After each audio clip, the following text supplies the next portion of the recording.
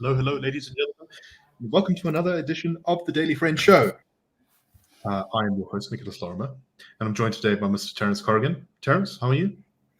A bit chilly today, but otherwise fine. Good, good. And of course, Mr. Gabriel Crouse, who is dressed for the weather. Yes, I've been walking around outside, and it's gloriously sunny, but crisp, which is good. So I just wanted to say something about that. Yesterday, of course, we had ominous dark clouds over Joburg, at least when we were recording.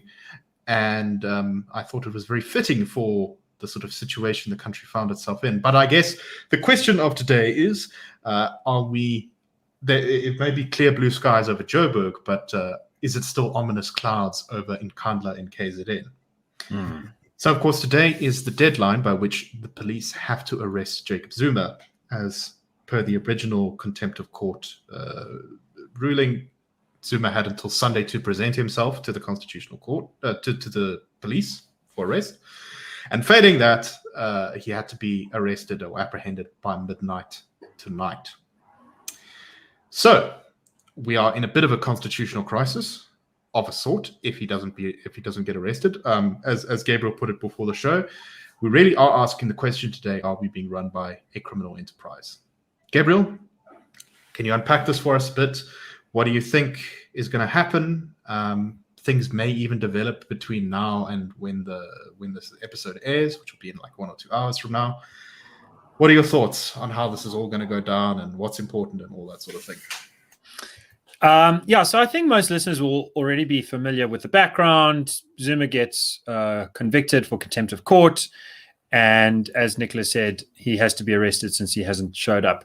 In between that, the police wrote a letter and made a statement yesterday through a secretariat to say that they won't be arresting Zuma because he's appealed to the High Court to stay or pause his arrest until the rescission application to the Constitutional Court is heard. So it looked like the police were going to try and dodge out of this. I think they had only listened to Dali and Porfu's arguments at the time, the representative of Jacob Zuma, his counsel, and he made a very strong case, a very passionate case, I should say. I watched a lot of it. It was very passionate. Yeah, there's a very important distinction between those two things. On the other hand, arguments coming from the counsel for the commission, the Zondo Commission, and for the Helen Suzman Foundation, I think showed unambiguously that there is no confusion here. The highest apex court in the country has made an order. That order must be upheld. And so today, Becky Cele has, through the police ministry spokesperson, said, unless we hear from the Constitutional Court otherwise, we have no choice but to conduct that arrest. Subsequently, we've seen reports coming from the ANC's National Executive Council that where high-up members of the ANC have begged Becky Cele to go to Jacob Zuma to beg him to get out of Nkandla so that the arrest can be conducted in a way that doesn't result in some kind of Marikana-esque bloodshed. So that's why he is reportedly in KZN. He's making his way to Getli Hlekisa to ask him nicely to avoid a bullet sort of standoff. The question is, of course, what will happen and what does it mean? So if what happens is that Becky Cele manages to get a quiet arrest, we will have the best outcome, both in the immediate sense that people aren't killed and in the broader sense that the Constitutional Court's order will have been maintained. The High Court of Pietermaritzburg will still have a chance on Friday to rule on the application that Zuma made. And they could then say, look, we think we have jurisdiction. We think that it's reasonable to suspend his arrest until the Constitutional Court next week. Here's his rescission application. And so he will get released. So he will have been in jail for 2 days. That would be extravagant, I think is the right word, an extravagant judgment from the High Court. One thing that no media commentator I've noticed has said yet is that the Constitutional Court in its order says what we are doing here is taking jurisdiction outside of the aegis of any other court. So if you go and find the judgment in Control F jurisdiction, you will find very strong wording from the Constitutional Court to say, we have the jurisdiction in this matter. I think that on top of a mountain of jurisprudence that we can get into in another show, perhaps, gives my reason for thinking that the Pietermaritzburg High Court is just going to say, look, you've come to the wrong place. I can't find one way or another. But so there's the quietly situation. What would that mean in terms of broader South African politics? I think it would send the clearest signal yet that not Ramaphosa, who has been sort of quietly nowhere on this, not whoever your favorite puppet master is, but in fact, those people holding unelected high office, sworn to serve the country and the Constitution, have some powers and are willing to exercise those powers in order to get what needs to be done. And I think that would send a shiver up the spine of some people, and I think you might see a real clash within the ANC as people get a little bit more afraid of consequences coming to bear. You might see some people starting to get ready to actually come forward and bear witness against one another with real hard evidence. The second option is that no such quiet arrest is made, and instead there is a bullets standoff. I think that if that happens, South African politics will accelerate. The trajectory that we're on is for the ANC to split and demise. If there is an Nkandla Marikana kind of situation, I think that will accelerate that process because militants around the country will try and get up and toy, and there'll be more bloodshed, and it'll be very ugly, and it'll rip the credibility from the ruling tripartite alliance and its EFF minority partner. The third option is perhaps still the most, well, I thought it was the most likely until I saw Becky Clella's comment that we have no choice but to make this arrest, and that's the option where nothing is done on the basis that we don't know how to do it. Or rather on the basis that there's no way to do it safely. And I think if that happens, it will send a very clear message that we're run by a criminal syndicate, that you have a police minister who doesn't follow the orders of the Constitutional Court, even after the police minister has said he has to follow the orders of the Constitutional Court. So in his own mind, he's now said he's clear on what he has to do. If he doesn't do it, I think it'll send a message in a very straightforward way. And to some people who think that we've heard this all before and there's been so much evidence already of state capture and corruption and potholes and no electricity and all the kinds of problems that we all know very much about, they might think, what's really new about this? I think what's new about this is that in every language, in every culture, people understand what it is a deadline, what it is Wednesday night, what it is go to jail. Those are basic, simple, black and white kind of issues that have nothing to do with the boring racial politics that often absorbs everything, nothing to do with highfalutin intellectual ideas. It's just so bald and naked, the facts. And the fact is Zuma has to go to jail, or South Africa is a lawless country being run by a criminal syndicate with no interest for anything excepting keeping its own cadres in the pocket. In the pleasure pocket. I agree with you completely, Gabriel. I think this really is the great test. I think it is something new. It's not just sort of roll our eyes up. I agree with your last point there precisely. This is not it's more of the same. This is the cusp of history. Yeah. Today is a watershed day in South African history, one way or another. We don't know which way it's going to go, but whichever way it does will have repercussions for years. So I think let me get to you now, Terence. I think, we've had this problem where the country has been run with constant fudges. Everything has been fudged. We'll wait for the next deadline. Zuma's entire sort of Stalingrad legal strategy was based on this, right? We just wait for the next deadline. We fudge this. We don't do this correctly. We fire our lawyers. And the government and the ANC has been very happy to play along with that because it can sort of keep the status quo going forever, right? We just fudge. And I think there's definitely a temptation to try and do that here. But what I like is that it seems to me that the Constitutional Court and the judiciary, at least some of it, and Judge Zondo have really realized that we're heading for a situation where they are effectively irrelevant and that they needed to force some sort of resolution. So it looks like they've flexed their muscles here, and they've kind of forced the ANC to actually commit to not just rely on fudges anymore. What are your thoughts, Terence, on that theory? And what are your thoughts on how this is going to shake out? Do you agree with Gabriel's scenarios there? Look, I think that this is the moment that the ANC prayed was never going to come, when you actually do have a hard and fast yes or no binary answer. The court judgment was quite explicit.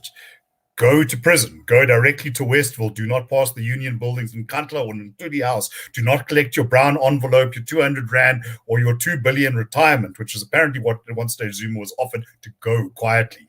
Now we are stuck in our bolt hole in Nkandla. You can't fudge that choice anymore. Zuma will be arrested for doing what he has done, which the facts seem pretty much uncontested. He has taken this. This has been taken all the way up to the highest court in the land, or he will get away with it. And we will be saying, yes, certain people are above the law. I think that it's very distressing that Zuma's acolytes have discovered the sort of Achilles heel. Enough people sort of stand and threaten a confrontation. I think there is a lot of sensitivity about opening fire. So yes, you make other people complicit in undermining the rule of law. But by any sort of reasonable interpretation of these events, you talked about the Stalingrad strategy. This is now what I would say is the von Paulus moment, 2nd of February 1943, where you sort of march out in your columns, having fired your last shot and whatever, and you march off into captivity. You can't keep on, doing this forever. I think that maybe he got the analogies mixed up, that he was the Russians, but he was actually the Germans. The space became progressively smaller and smaller and smaller. We may be surprised, perhaps black helicopters will sort of land a SWAT team in to sort of escort him away while the main body waits outside. I don't think so. But yes, one way or another, tomorrow we will know whether certain people are beyond the law. People have asked me about this. I've said, I can't give you any reason why he should not rationally, but I can't in my mind's eye see it happening. Now, I don't know, make of that what you will. But there is something about this conjunction of events that says what is rational is not going to happen. What is rational, what is clear, what is legal.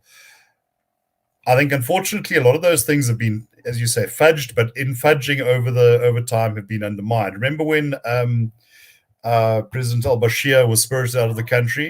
I think it was Gwede Mantashe who said, yes, what you must understand is that from time to time court orders will be ignored. Well, I think now you're kind of seeing the fruit of that. Yeah, no, I think that's exactly right. So, Gabriel, just before we move on, I want your take on, my dad and I were just kind of spitballing about this earlier, and we were talking about a way to try and fudge the arrest. So hypothetically, picture this scenario. Bheki Cele arrives with no police escort. It's just him and a limo and Nkandla. And he says, Ubaba, please come with me to the jail. We're going to take you in this limo. We're going to put you in a nice house while you're there. It's all going to be like not really a difficult prison. It's all just play, but just come with me to jail. And then Zuma calls his bluff and says, I'm not going anywhere. What do you think of that idea, that scenario? I think that's what's happening right now. And I think that it's prudent. I don't see anything substantial enough to be gained from the video footage of Jacob Zuma being pushed into the ground and smothered and handcuffed and then thrown into the back of a van to outweigh the potential cost in life of what that would require to pull off. I think that a quiet arrest is the most seriously good faith way to try and go about this thing. I think your question there is, if the bluff gets called, Bheki Cele then goes back and retreats what comes next. Waco comes to mind. I think that there are better and worse ways to try and do this. I think that one thing to consider in terms of time and logistics is if there really are a significant number of armed people in and around Nkandla that show willingness to use force, right? Police vans come by and they start shooting at those vans. One thing that the police can then do is surround the place and hold it hostage and basically say, we can keep resupplying ourselves. We're going to keep getting food and water and drink. Yeah. And you guys can drink out of the swimming pool and out of Zuma's, no doubt, well-replete bar for as long as it lasts. But then when you start tiring out of this, you can quietly come filtering back through, and we won't arrest anyone excepting for the leaders. And some leaders must then be arrested in that case. And you basically have a siege. This is the scenario that I conceived of with my old friend Rian Milan back in 2015 when we first contemplated this kind of thing. And I think that a siege would be, it's so far also something I don't see discussed out loud. Most people think it's either you go in guns blazing or you run away with your tail between your legs. Absolutely not. This kind of thing has happened before in various countries, and sieges can be well pulled off and generally can be very good ways of, because they don't have a supply chain. There's no ways for them to resupply. And so you starve them out. Yeah. I think it may have been one of the first podcasts we ever did, Gabriel, but I think we once joked about how all this ends with CNN helicopters flying overhead and SANDF attacking in Nkandla at a pitched battle, and it turns into... We did. It was a great episode. Yes, that was back in 2019. So it seems as if we may be blessed with the power of prophecy. Anyway, this is, of course, very interesting, very important, and we will probably talk about it tomorrow, depending on what happens today. But anyway, let us move on very swiftly. Terence, you wanted to talk about one of the great attacks on our civil liberties at the moment. You've been doing some work on it. Of course, we've talked about it before on the show, and that is the threat to our usage of guns, our right to own guns in South Africa. What's going on at the moment? Well, it's just been interesting for me over the last couple of weeks to see the breadth of public interest in this, and also I think upon closer inspection of the legislation and what it portends. This is something that should concern you whether or not you are a gun owner. Why do I say this? What you have here is an amendment which is something like 140 pages long. It's an enormous document, which changes pretty much everything about the existing act, including the preamble. This is not a tightening up gun regulation. This is essentially introducing a completely new piece of legislation, but calling it an amendment. Now, this in itself, I think, while technically probably not prohibited, I think is very, very bad form. If indeed you want to scrap and overhaul, then start from the beginning and do it properly. The changes that it introduces, we've seen a great deal of commentary about the removal of self-defense as a grounds to own a firearm. But what a lot of people are also missing out on is what it does for things like firearm collecting, which it prohibits outright. And this is a particularly interesting case to my mind, because firearms are recognized under the Heritage Resources Act as a part of our heritage. And worldwide, it's estimated about 80% of historically valuable firearms are held by private collectors. In South Africa, it's estimated that people who have tier that sort of dedicated collector status, only about 2,000 across the country, probably cumulatively own in their firearms assets worth between 750 and R1 billion. This is very significant, and many of these pieces are simply not replaceable. How do you replace General Louis Botha's Mauser from the Boer War, or a Martini Henry that was used at a San Juana. The Act also tries to introduce or wants to introduce controls on muzzle loaders. The only way you can really understand this is a sort of vindictiveness. I genuinely cannot think of anyone, no matter how mentally disturbed or crazy or what a history aficionado you are, taking a brown bess and walking into your local bank branch and saying, stick them up. What are you going to do when the SWAT team arrives? Just give me a minute to reload. I mean, seriously. Yeah, no, exactly. Is someone going in with an arquebus to rob a bank or something? It's not. It's not really. I mean, if you're prepared to do that, surely you can become a street artist or something. You definitely got. It'd be better to use a knife in that circumstance. Then sports shooting. Dedicated sports shooters. The tools they trade are firearms. Now, you don't just take one football to a football match, because if that gets popped, you need another one. It's exactly the same thing with firearms. Now, and if you are a dedicated sports shooter, you are permitted to own more than the average person, because, as I said, this is a sporting activity. The amendments would cut that down to 6, of which no more than 2 may be handguns. Now, somebody who participates in competitive handgun shooting can require, an arsenal of 8, 10, 12 guns quite legitimately, in case there's a barrel burst or there's an issue with a firing pin or whatever, different ergonomics. No one, not even sports shooters themselves, say that should be open to everyone. But there are certainly people who have a legitimate sporting need. Shooting has been an Olympic sport since the 1890s. In fact, 2 Olympics have not featured sporting sport shooting events. It also wants to prohibit anyone under the age of 16 from handling a firearm. So, your 9-year-old who goes to grandpa's farm and, gets to fire the double-barrel shotgun or whatever, that's how a lot of kids learn to shoot.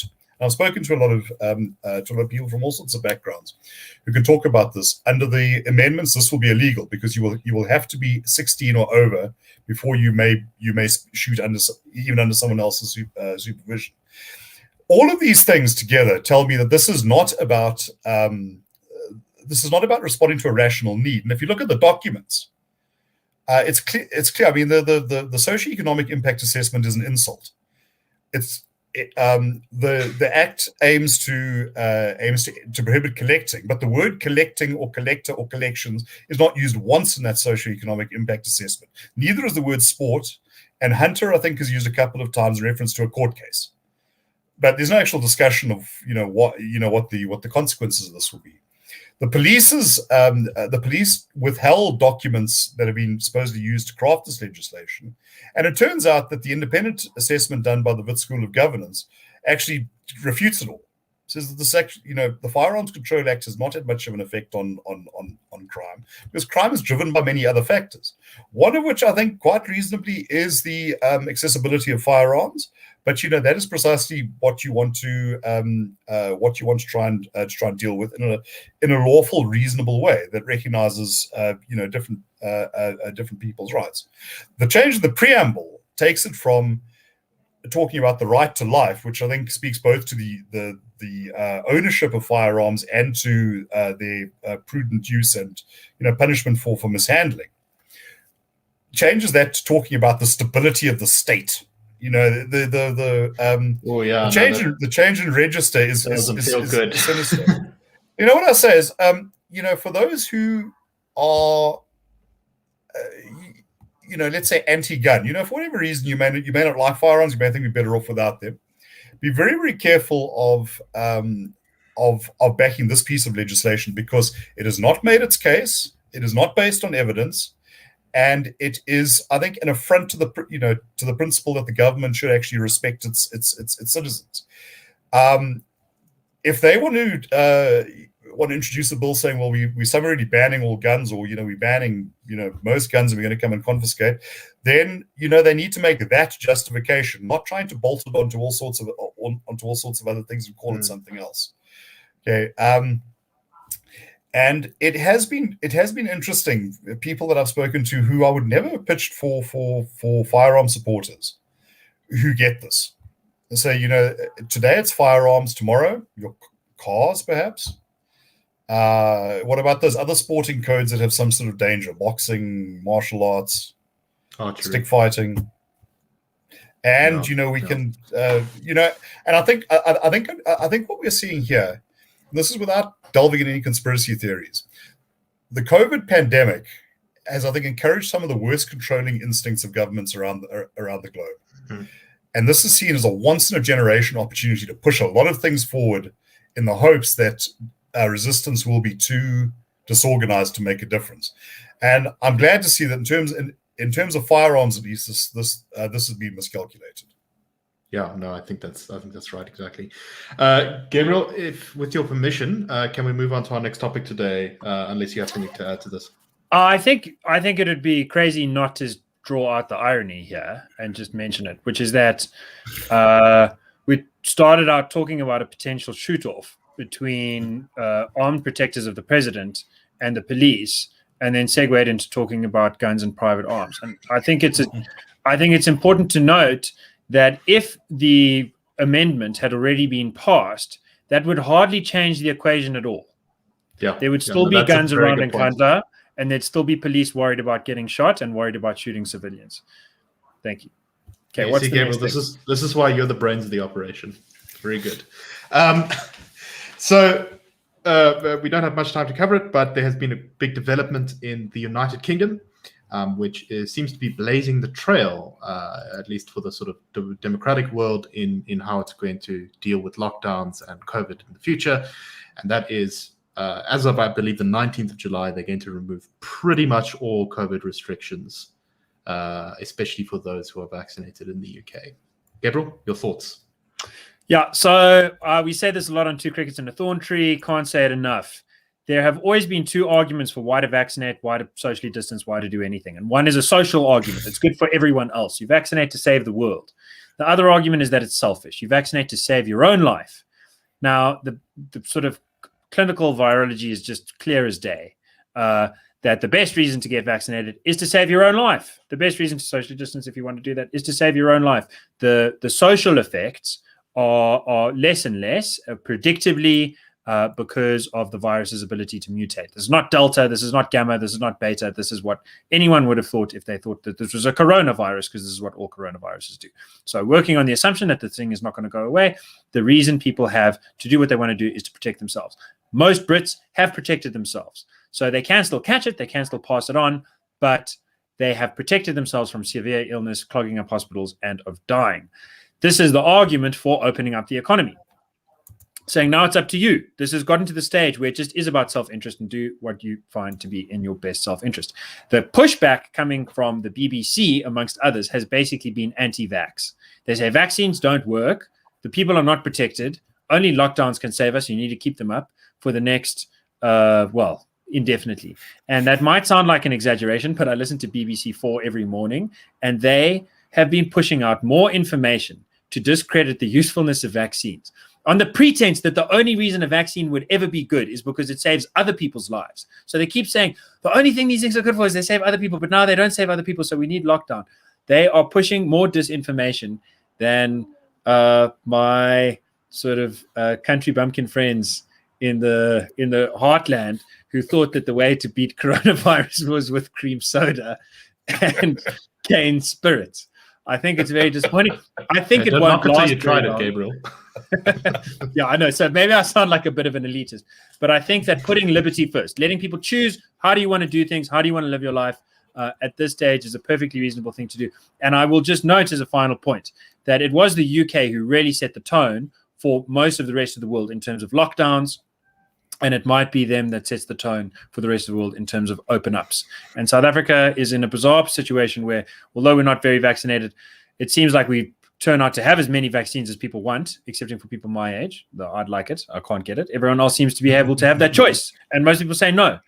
And our case numbers are high, but our deaths are relatively low outside of Gauteng. So the rest of the country should probably follow suit and open up, but that's a story for another day. Yeah, indeed. Anyway, as often is, decentralizing, giving people freedom, these are things that do a lot of good. And then well done to Johnson for doing that. Anyway, that's all the time we have for today. We are going over time now, so thank you very much for listening.